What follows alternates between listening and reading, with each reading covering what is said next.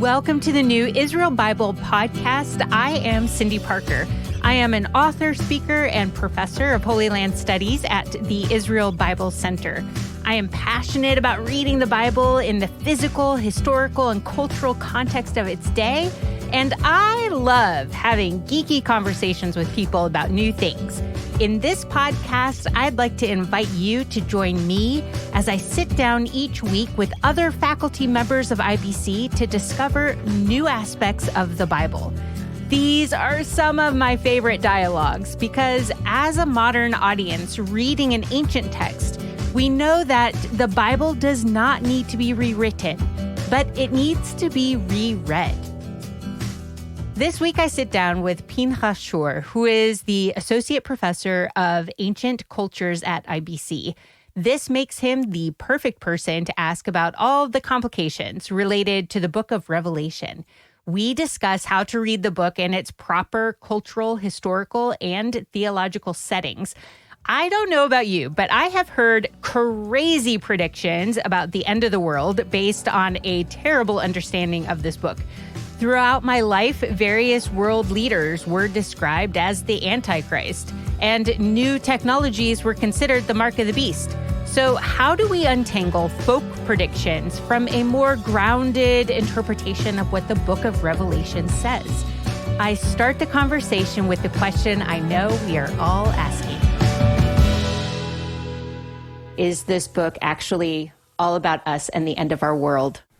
In my opinion, the book is not really about us. It is about them. I mean, and that's like any book, okay? So one of the big perspectives that people have to understand about reading any biblical literature, if it has an audience that the author is addressing, then it is that primary audience that's what it's really all about. We are the latest and maybe not even the greatest. You know, we just show up on the scene and we get to take in what is coming to us, but we are passive recipients, and then there's active recipients who are part of this whole story. So like any other biblical book, like any prophecy or anything spoken to someone, it's not spoken to me here today in the 21st century. It's spoken to that person listening to when the prophet speaks. And there's a lot of times there's temporal references to these things. So in my opinion, a book of Revelation, of course, it's directed to the people in the past, people who are living through that moment to whom John is writing or the author, identifies himself with John. And so it's for them primarily. It doesn't mean it's not for us. It doesn't mean we don't have anything to learn from it. It doesn't mean we can't glean things from it or be guided by it in any way, because always I think the authors have a greater vision in place. They have like the immediate audience and the overflow. There's always that overflow because there's somebody out there that's going to be benefiting from this later on. Right. I mean, we're visionaries. I mean, most of us are like that. We know that our words don't just, fall flat. They hopefully go on and on and on. So I think a lot of biblical authors know that there's a greater impact at some point, although that is not their primary orientation. And so Revelation is like that. Although it's such an interesting book, and out of curiosity, I did a quick search online, which can take you down weird rabbit holes. But I did a quick search as to using the book of Revelation, when will the end times be? And almost every single century since the first century CE has thought that the end times would be in their century. But in the 19th and 20th century and 21st century in particular, we've exploded. So for some reason, the Christian community has taken the book of Revelation and has amplified. I mean, we have over 40 different dates in the 20th century alone where the end times, the end of the world was supposed to happen. And we're right on track for the 21st century. There's over 40 different expected times for the world to end. So we've definitely taken it and have focused this book on us now. And we've sort of lost focus of exactly what you said, this being for an ancient audience. We have a fascination with ourselves. And that is one of the biggest problems. And I would say it's a Western world problem a lot because we're individualists and We look at the world through the eyes of me. Everything is about me. We read the Bible as in what's in it for me. And that's that consumer mentality, and whatever you want to call it. This is a phenomenon that we have been experiencing in our culture for a while now. And it carries over into how we read the Bible. It's not about us, it's about me. You see, Jewish communities never read anything ever as it's about me. It's always about us. Then who is us? Let's define us. And that's the idea. And it's us is the whole Israel, and not just now, but even back then and yet to come. And so it's the big cohesive picture, in the mind of an Eastern person. It sounds so different, but we have taken an Eastern book, a mystical book, and have just tried to look at it through a prism and a perspective that is foreign to it. I mean, just really applying wrong keys. It's like, trying to open the right door with the wrong key, and it doesn't work, and we keep jamming it, and we keep twisting it, and and it doesn't quite come out the way we want it, and then we get frustrated because they're like, it's not working. Why am I not getting through? It's ironic, but that's kind of how we treat it. And so there's a right approach and the right key. But that reminds us that we have to step back, and it's not about us, it's about the original audience. So when we take on the identity of, let's say, if we could even for fun, try to take on the identity of the original audience, try to step into their shoes, I think we would have massive give back to us of all of a sudden seeing things that we do not see. So basically you're saying that you don't know the date of the end of the world. Absolutely not. And if I told you I knew, you should call me a liar. If I did. It's on the very end of the course. So for everyone who takes your course, it's at the very end. I tell people, if I knew the end of the world, I would have written a book, made it very, very expensive or very, very cheap. I don't know. It sold it to every single person on the planet or something like that. But, and I would have been rich. Although a lot of people actually do that, and that's how they become rich. But nobody knows. And it's just, these kinds of things are unknowable in my idea. So this is an important issue. A Western worldview is very different from an Eastern worldview. Understanding the difference is important. So the Israel Bible Center created a series of seminars to discuss the difference between the Greco-Roman and Jewish thought. So although we do not dive into all of those details here, you do have access to that conversation if you are enrolled on the Israel Bible Center website. As for our topic at hand, Pinchas describes the body of Jewish literature the book of Revelation belongs in and likens it all to the study of jazz. Touching on what you were just talking about trying to use the correct key to unlock and pass through a door. So the book of Revelation is in the Greek New Testament. And so there have been a lot of Christians who have read this book, analyzed this book from the Greek worldview instead of taking on this Jewish worldview. So it's not necessarily thought of so much within the larger Jewish literature context. So can you explain books like Ezekiel, like Daniel, like Revelation? These all kind of hang out together. They're very similar. So can you tell us a little bit about what these Jewish apocalyptic texts are and why we even have this genre? Revelation is not a book that stands on itself. It is a product of a whole body of literature and a whole tradition. As if I just right now, imagine if I wrote a song, okay, and nobody has ever heard of a jazz, or something like that, and I said, this is jazz. And everybody's like, ooh, what's jazz? Nobody knows what jazz is. Well, imagine there's a whole massive amount of jazz music out there that you have never even experienced. And it's like there's all these jazz musicians and singers, and there's styles within styles and variations. All of a sudden you have no idea what it is. Well, this is how people read Revelation.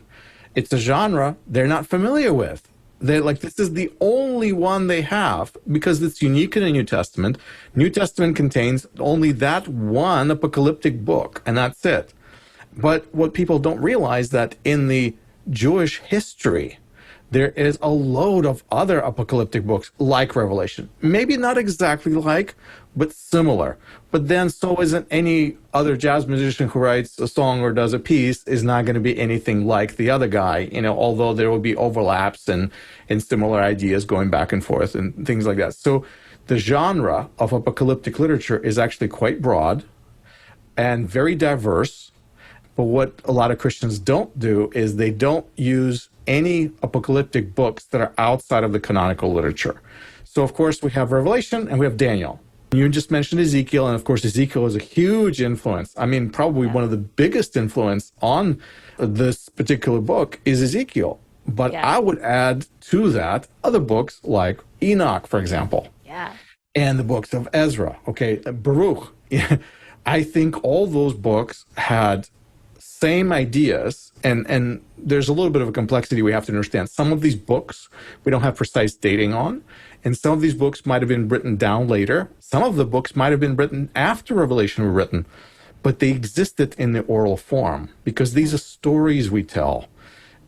Jewish culture being a largely oral culture, not a written culture in that era, there was a lot of lore that were just passed on from person to person, and that was the norm. And in fact, it was preferred to do it that way because that is the way you could preserve it. Writing materials are expensive. Libraries are not around. Where are you going to deposit it? Are you going to carry those books with you? What are you going to do? Backpack full of scrolls? I mean, so oral way of passing things on was as weird as it is for now today for modern people who hold on to massive amounts of information in a written form, in digital form now. For them, that was the way to transmit. So a lot of these books might have not been around written yet till after Revelation, but the ideas, the stories they tell, the visions they cast have already predate Revelation by many years. So kind of we're dealing now not just with written books, and we're actually dealing with much greater lore that spreads out across, a much greater distance of time.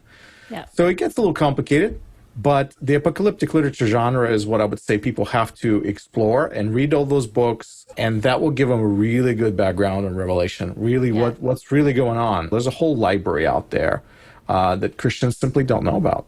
And so within that, even though you mentioned that dating the writings of these different scrolls, these different writings can be really challenging, can we confidently say that by the time of the writing down of Revelation, it already fit into a very well-recognized genre? People understood what this was. They knew to understand it as jazz and not as classical music. Exactly. There's a very well-defined genre, and it exists, and its Second Temple literature is full of these types of books. You just, some of them fragmental. We don't have the whole books even sometimes, but even bits and pieces that we read, we get the idea. And once you start reading it all, you're like, oh my goodness, the amount of bleed over from this book to this book is so huge. They all talk about the same things. They all talk about visions of heaven and God's throne and somebody being next to God's throne who is not God, and there's like all these things, and you're like, where are you getting this from? And why is this guy getting it and this guy getting it and this guy getting it? Why are they all talking about the same thing in a similar way, but their own words, and you utilize the stories for their own purposes? So, I mean, you start reading these books and you're like, wow. But again, people that just don't discover them. And like I mentioned Enoch, and more people now, I think are waking up to Enoch. And I think Enoch has a really huge influence on Revelation as well. There's a lot of parallels, a lot of connections, because that was a very popular tradition. Many Israelites read the books of Enoch, and that to them, that was kind of like the meta narrative, that was in the back of their mind as they approached these texts. And so it's almost like a given foundation. And so if you know it, and then you're sharing that foundation with them, and then you're reading it in the same ways they would be reading it, which is kind of cool. Since I am fascinated with geography and the exchange of ideas, I am interested in the causes behind new cultural developments. So we see that Revelation fits within a larger group of Jewish texts that were well known by the time Revelation was written down. But I want to know what the historical and international influencers were that fostered the development of this new style of somewhat mysterious writings called apocalyptic literature. Why did jazz appear? Why did rock music originate, right? So, we keep talking about music, but I think it's just great analogies, because these are art forms, right? In Jewish culture, apocalyptic literature rises up from the times of great turbulence, because one of the functions of apocalyptic literature is to give the listeners or the hearers or the audience comfort. My life is terrible. Everything is crushing down. Everything is awful. It's all, the enemies surround me. They're about to kill me, choke me, whatever. I'm feeling distressed. But there's something else going on over there in heaven that I am not even seeing. There's another part of this life that I am not realizing. Yeah. And so having heavenly visions of God's throne, and there's the war in heaven, and the war in heaven parallels with the war that I'm going through here on earth, all of a sudden, I realized that I'm a part of a much bigger picture. It's not just about my life and my little community, my little town, my suffering, that there's something bigger going on. There's the powers of darkness and the powers of light. They're battling it out, and I'm caught in that struggle, and I'm actually in the middle of it. And that gives me a frame of reference, understanding of how do I fit into this story. And that gives me comfort to realize that, hey, I'm not alone. God is looking out. He's on the throne. It's kind of an idea. And so apocalyptic literature came really in many ways of a way to make sense of suffering and to push through persecutions and martyrdom, all sorts of things. So that's kind of the, if you want to think about it, that's what precipitates creation of that particular genre, because it comes out of a psychological need almost to rationalize things and to figure out how do I move forward? How do I get through this time? And so the prophets, always speak messages of comfort besides rebuke. And this is no different. Apocalyptic message is at times rebuke and judgment and fire and brimstone, but at times it's comfort. Hey, there's heavenly angels out there who are watching over you, and they might just snatch you away into heaven and show you glimpses of glorious future that you haven't seen. So yes, you're going through this time now, but there's this wonderful, bright future. And all of a sudden you're saying, you know what? It's all worth it. I can live through this. If that's what the future is, I can make it. What are characteristics of apocalyptic literature? Is there an easy definition for it?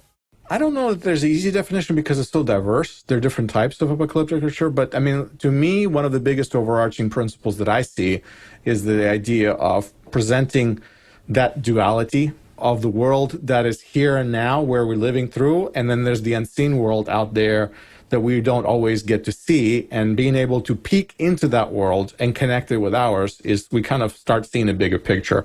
So to me, that idea of, of comfort and looking at the future, obviously prophetic, but then also looking back, it's so diverse, it's complicated, like any other literature. You have all these references to different times. You have these codes. One of the things that a lot of apocalyptic literature uses is codes. They don't speak in plain. The prophets don't just say, this means this. Right. They kind of hint around and about. And I think Revelation is even more so. And the reason why Revelation is more so is because these people are living through serious persecution, and they almost develop their own little language to protect themselves. In among themselves, they can say things and refer to things and not get in trouble. You can criticize the government and say all kinds of things about people without them even realizing you're talking about them. Why? Because you're using a code language. And let the reader understand kind of idea. Wink, wink. Wink, wink, let the reader understand. Those of you who are smart enough will get it, kind of an idea. And those of you who don't speak my language will never figure out what the name of the beast is or whatever, That's the code language that you see, where things are not what they are. And so you will see that same exact code language, imagery, visual language, and a lot of apocalyptic books where animals are not animals. They actually represent people, and very specific people.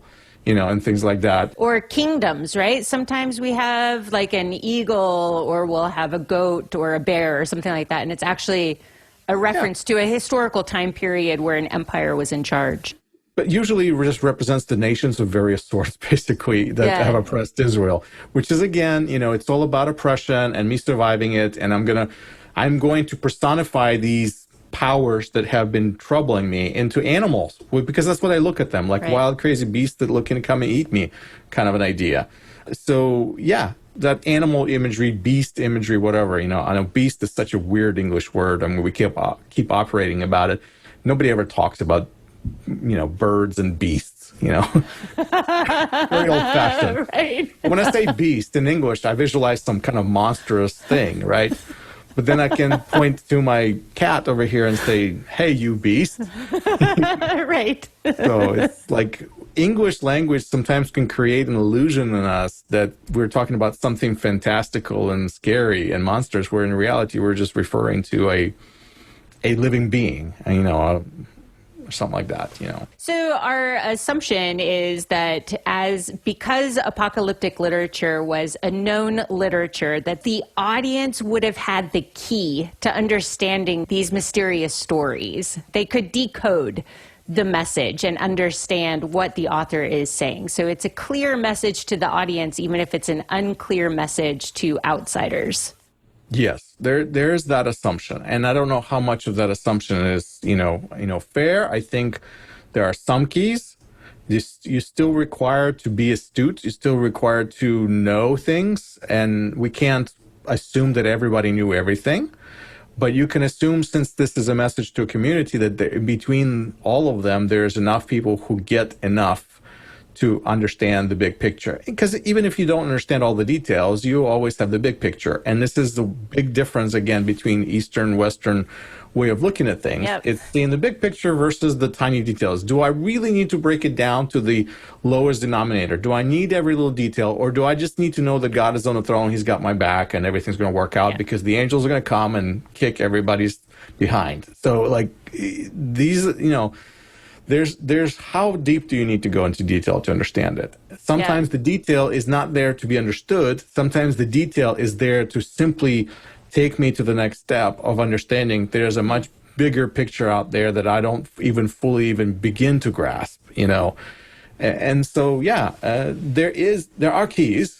There are keys, but we can't assume that the audience would have had all of them lined up. So Right. I think it's a little bit romanticizing and kind of like thinking that they got everything and we get nothing or something like that.